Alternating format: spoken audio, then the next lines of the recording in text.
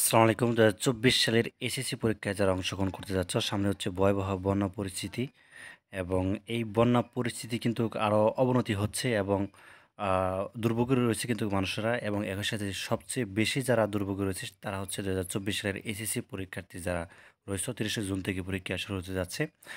আর হচ্ছে ৮ থেকে ১০ দিন পরে তোমাদের পরীক্ষা শুরু হতে যাচ্ছে। কিন্তু এরই মধ্যে হচ্ছে তোমরা পরীক্ষার প্রস্তুতি নিতে পারতেছ না। একই সাথে হচ্ছে ভয়াবহ বন্যার কবলে পড়েছ। ঠিক আছে? মোটামুটি দেশের বিভিন্ন অঞ্চলে কিন্তু বন্যা পরিস্থিতি খুবই অবনতি।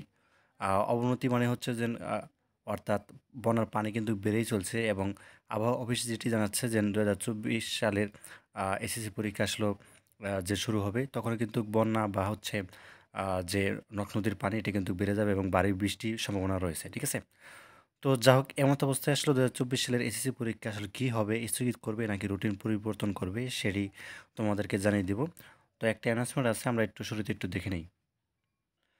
তো তোমরা ইতিমধ্যে জেনে খুশি হবে ২০২৪ সালের এইচএসসি ব্যাচের জন্য বিজ্ঞান, মানবিক এবং ব্যবসা শাখার জন্য অল সাবজেক্ট শাসন দিচ্ছি মাত্র ৳৩০০ সিকিউ এবং এমসিকিউ আনসার সহ থাকবে। যাদের লাগবে যে নাম্বারটি দেখতে পাচ্ছ স্ক্রিনে এই নাম্বারটির মধ্যে যোগাযোগ করো।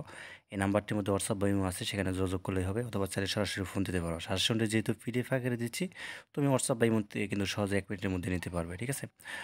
আর অল সাবজেক্ট কিন্তু মাত্র ৳৩০০। ঠিক আছে? শেষ মুহূর্তের জন্য সাজেশন। তো যাদের লাগবে এই নাম্বারটির মধ্যে যোগাযোগ করো।